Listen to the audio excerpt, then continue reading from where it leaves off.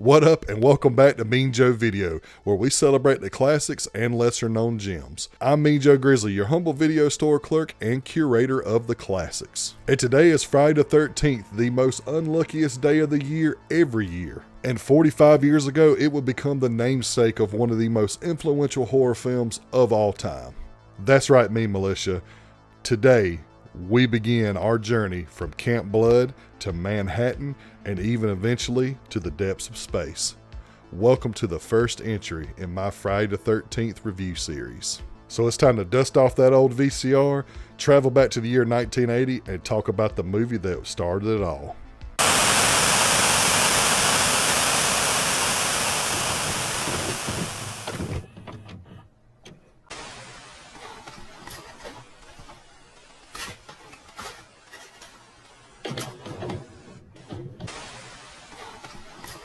As they are attempting to reopen an abandoned summer camp with a tragic past, a group of teenage camp counselors struggle to survive as they are stalked and murdered one by an unknown killer. So after a few films and filming a few commercials, Sean S. Cunningham really wasn't having much success as a director, and he was just really looking for his big break. And then came 1978 and the release of John Carpenter's Halloween. And Halloween, as most of you know, became one of the most successful independent films ever created, literally getting popular off word of mouth and only filmed with like a $325,000 budget. So after observing this success, Sean S. Cunningham decided he was going to make his own horror film, and having been no stranger to horror since he was a producer on Wes Craven's Last House on the Left, he decided that he would go ahead and give that a try. And what was his plan? Completely ripping off Halloween. And that's no dig at Sean S. Cunningham, because that's literally verbatim what he said, that he was setting out to rip off Halloween. So in 1979, he would take out an ad in Vanity magazine for his film, Friday the 13th. And it would even have the tagline, "The most terrifying film ever made," and even put in there, "from the producer of Last House on the Left," to give it a little bit more weight and validity. But all that was a bluff, because Victor Miller, the writer, wasn't even finished with the script. In fact, he had just started. But they would push forward, and armed with a budget of $550,000, they would find their cast in a group of kids in a New York theater scene, one of them being a young Kevin Bacon, fresh off of his role in Animal House. So with the budget obtained and the cast secure, they would begin filming in the summer, and they were released the very next year in May of 1980. So my first experience with the Friday the 13th franchise was back in the 90s on TNT with Monster Vision with Joe Bob Briggs. They had a Dusk Till Dawn marathon of the first 6 Friday the 13th movies, really the 5 out of the first 6 Friday the 13th movies, because they had one missing there that Joe Bob goes on this crazy rant of, but that's irrelevant at the time. But it was a Dusk Till Dawn marathon on Halloween, and that was my first introduction into this franchise. And then eventually I went to my local video store and I rented each one of them periodically as they were available. That was one of my first experiences of broadening my horizons as a fan of the horror genre. For a long time, I was the monster kid. I just like monster movies like vampires, werewolves, Godzilla, stuff like that. And then I seen that Dusk Till Dawn marathon, and then I began to really get curious about other versions of horror, like higher levels of horror. And going into the Friday the 13th franchise definitely broadened my horizons as a horror fan. But over the years of rewatching this franchise and just diving more into the lore, and even going back and just seeing how things were made and how everything got developed and all that, I've grown to appreciate Friday the 13th. And over the years of expanding my knowledge of horror and becoming a more diverse horror fan, it's particularly in the slasher genre, I have always found the first film to be a bit overrated. But as the years go by and I rewatch this film and the franchise more, I have grown to appreciate it a little bit more. And one of those things that really makes me appreciate this franchise is the quality of the kills. And Friday the 13th is a standout among early slashers because of the kills that are perfectly crafted by the master himself, Tom Savini. And coming off his latest work on George A. Romero's Dawn of the Dead, he would come in and he would put his talents to work, and he would deliver some of the best kills of the genre. For me, there are quite a few standout. First being Marcy's death, where she gets this axe to the face, and it sounds like it's pretty straightforward. You know, you just got this axe in the face and it looks great, but it's the way that the setup for the kill and the crafting of how Tom Savini does things and how he methodically thinks about doing these things, where just something so simple as that axe hitting the low-hanging light before it hits Marcy's face just adds this realism to it, like, oh, the axe hit the light, so it's actually it gives the illusion that the axe is physical, it's real, it's not just some, hey, we cut to the next scene and the axe is in the girl's face. It actually it lends weight and validity to that kill, and it's those little things that he does throughout his entire career that makes him one of the greatest of all time. To build on that, Pamela Voorhees' death, the way that they achieved this kill was as he had his assistant wear the same sweater as Betsy Palmer's character, and he had a cast of her head sitting on like this little device that would be on top of his shoulders, and he had like little toothpicks holding the head in place. And then he would take the machete, which was a real machete, and cut the head off by cutting the toothpicks, so the head would fly off, and then there would be a device in there that would have blood coming out of the stump where the head used to be. And it's real funny because there's a goof in this where the assistant's hands go up in the frame of the shot, and he has like really hairy hands and knuckles, and Betsy Palmer's a woman, so she doesn't have really hairy hands. But it's just stuff like that that just leads so much charm to his work. And that effect is gnarly as hell too, the head flying off and the blood pumping out of the open wound and everything. All that was just awesome, and it's just what we expect from Tom Savini. Probably the standout kill in this movie was Kevin Bacon's death. The arrow through his throat, the way that they achieved this is Kevin Bacon's head was up through a hole where the mattress was, and he was down on his knees, and he had a mold of his body that was laying on the bed.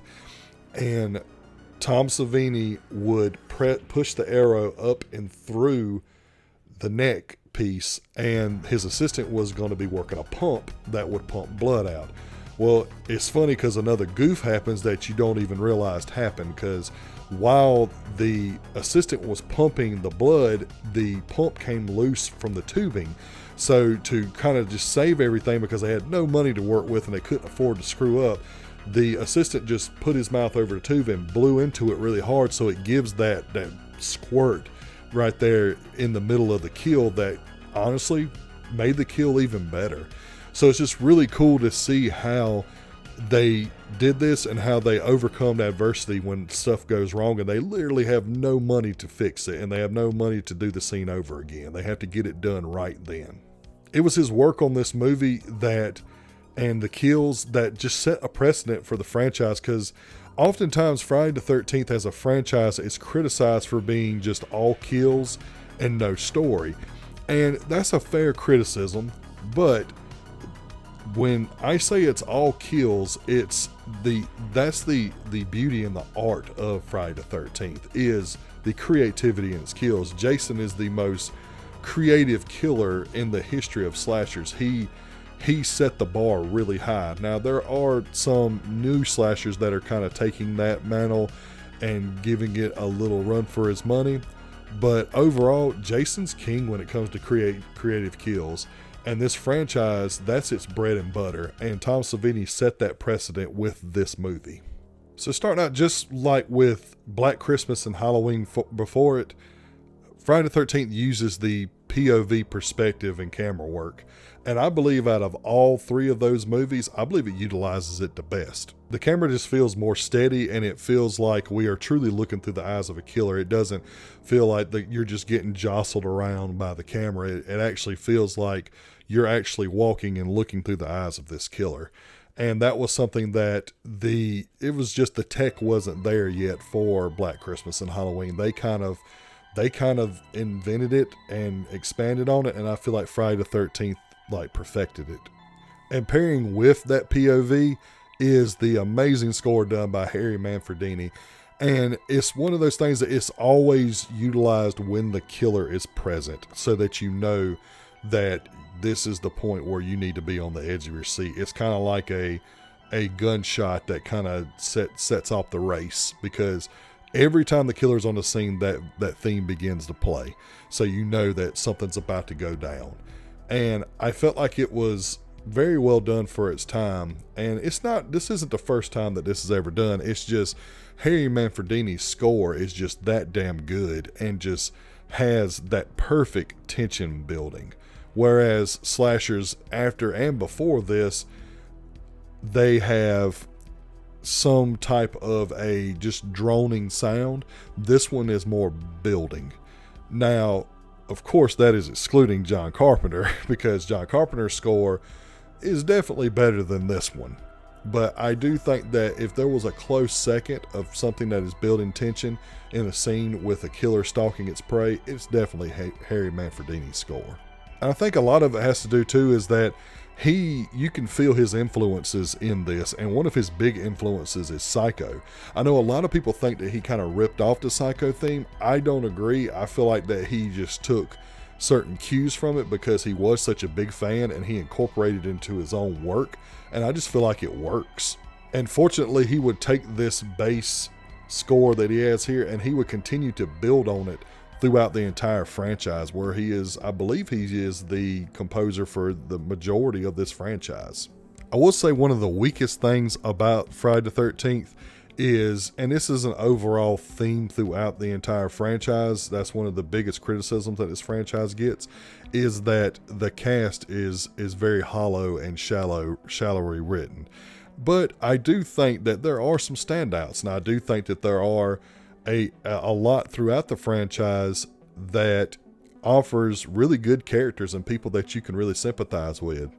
Unfortunately, this one's not one of them. The majority of the cast here is cannon fodder, and a lot of their talents are wasted, Kevin Bacon in particular. But there are a few standouts. You got Adrienne King that plays Alice. She is our titular final girl, and although she is not the strongest final girl that we have in this franchise, she's still fairly solid. She takes it to the killer as best as she can. She's although she's not really the prototype, I would say that she is one of the first maybe 5 prototypes when it comes to building the foundations of a final girl in this genre.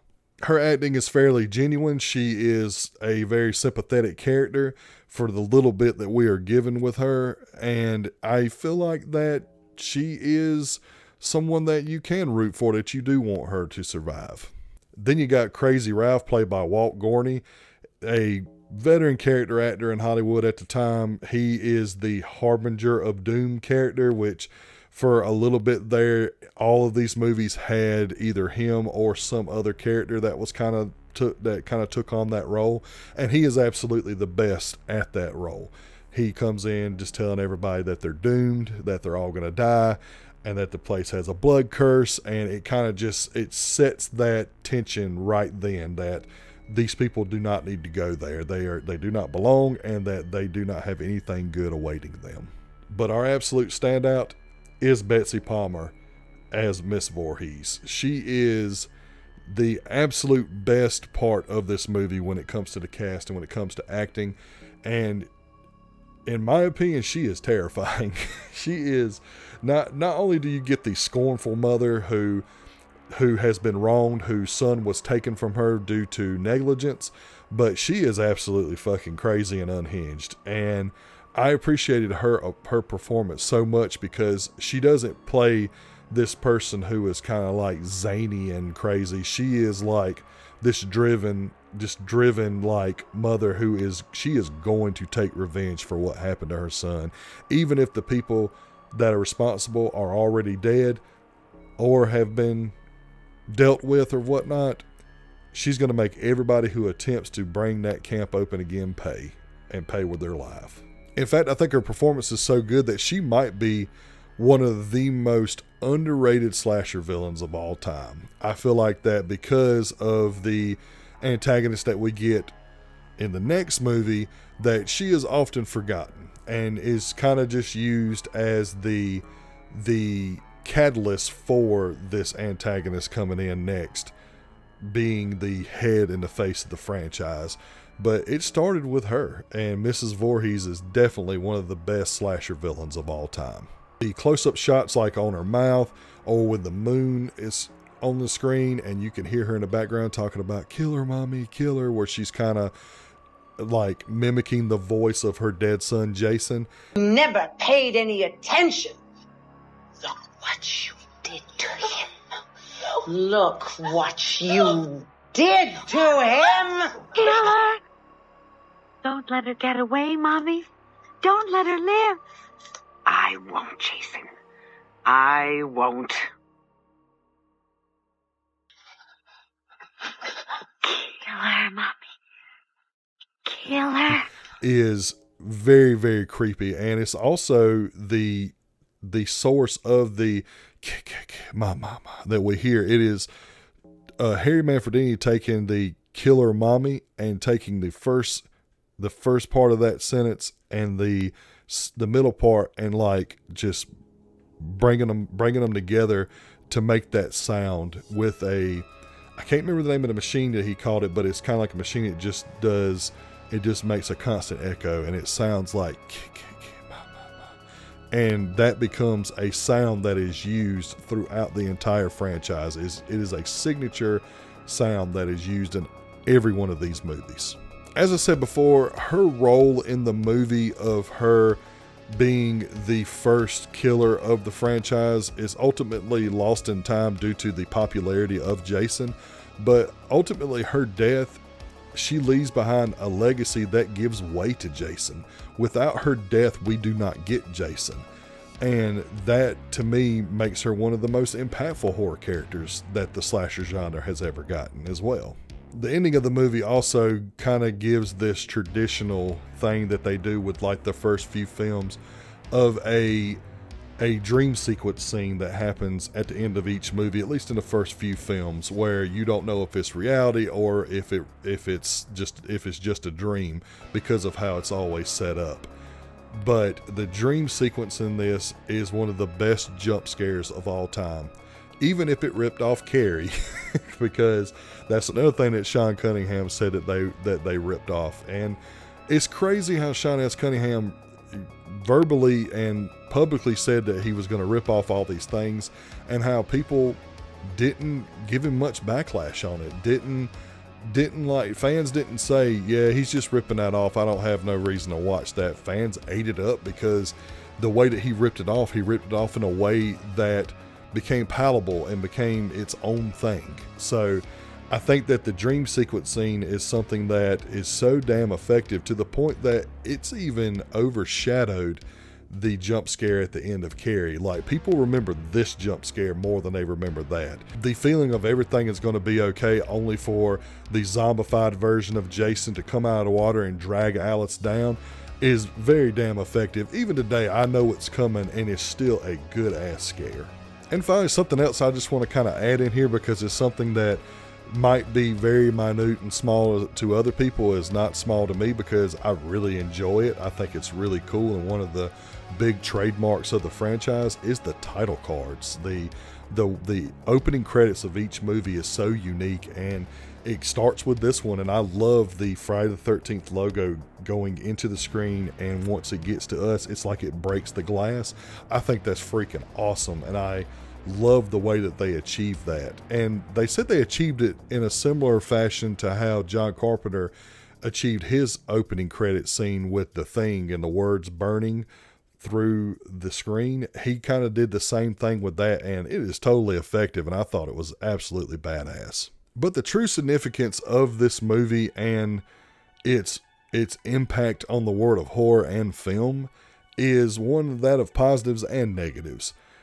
On the positive side, it kicked the door down for slashers. It took what the proto-slashers before it, with Black Christmas, Texas Chainsaw Massacre, Halloween, and even Psycho to a degree, and it took that, and it took the implied formula, the rules of the genre that they kind of wrote down but didn't put in stone, and it perfectly cements those in stone.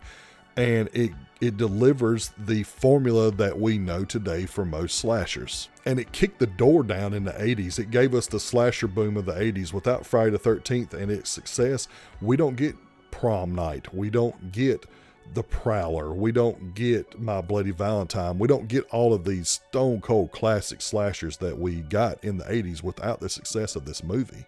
And with that success, it showed that horror is a profitable film genre, and a lot of people and a lot of studios made money because of the success of this and a few films that preceded it. And with that, it created competition as well between these studios, where everybody was trying to create their own slasher icon and their own slasher film. And the only people that won with that, other than them financially, was us as fans. We won because of the success of this movie, because it gave us more slashers to watch. And Mrs. Voorhees being the icon of this movie, her legacy, like I said before, it gives way to one of the biggest horror icons ever, and still is today. We haven't gotten a Friday the 13th film in years, and everyone still knows Jason because he is ingrained in pop culture now. And it's all due to the success and impact of this movie. But as I said, with the positive side, there's also negatives with it too. And one of the big glaring negatives comes out of one of the positives, where it cemented the rules of the slasher genre. Unfortunately, that made slashers very formulaic. So they wore out their welcome very quickly. And with critics, they were never a hit. They were always considered trash cinema, considered just irredeemable, violent, just incorrigible pieces of trash, is what a lot of the big time critics would say about these movies. They would often describe the movie as just blood and guts with a brain dead cast that has no critical thinking skills or any thinking skills at all. They're all just there to die. And for the most part, they are right. But we love that. So it was something that us horror fans, we forgive that. But even some of the bigger critics, it would cause them to become completely unhinged themselves. They would go as far as to say on public TV that Sean S. Cunningham is an incorrigible, irreprehensible piece of shit, to Gene Siskel actually doxed Betsy Palmer before doxing was a thing. He actually put her address on live national TV for people to call and tell her that she was a irreprehensible human being because she starred in this movie, and that she should be ashamed of herself. And that is crazy that actually happened. It is crazy that critics back then were so unhinged with their opinion. For me, even though I think that the cast is completely underutilized, and there's even moments where the movie's kind of boring. There is moments in the movie where they watch the main character of Alice make coffee. And it's like, it's just there to pad the runtime, but it's something that is crazy that they filmed her cleaning up and making coffee instead of filming stuff that would push the story forward. And that has a lot to do with them just not being very prepared or very, very competent filmmakers at the time. But even despite that, for me, the impact that Friday the 13th had outweighs any of the critical backlash, any of my gripes with the movie. I just feel like that it helped evolve the horror genre. And without it, I don't think the horror genre is the same as it is today. It doesn't give us all of these classics that we rave about today. So I think that we all owe a big thank you to Sean S. Cunningham and Victor Miller for writing and directing this slasher milestone, this essential slasher that you must watch. Sure, it may have ripped off elements of Halloween and even Carrie, and it cemented those slasher tropes that a lot of people criticize slashers for even today. But for me, it is an essential viewing for all horror fans, and really fans of cinema. Is it one of my favorites? Not in any way, shape, or form. But I have to pay it respect. And with that being said, I'm giving Friday the 13th a 3.75 out of 5. So make sure you pick up your copy of Friday the 13th on the way out, And if you like this video, like it. And if you like it enough, please head over to the channel, hit the subscribe button and the bell notification so you never miss an episode. Also, please follow me on all social media platforms so you can get channel updates, movie news, and all forms of badassery. So when y'all return, we'll be picking back up with Friday the 13th Part 2, and we will continue our journey through the Friday the 13th franchise. So until next time, remember, be kind, rewind.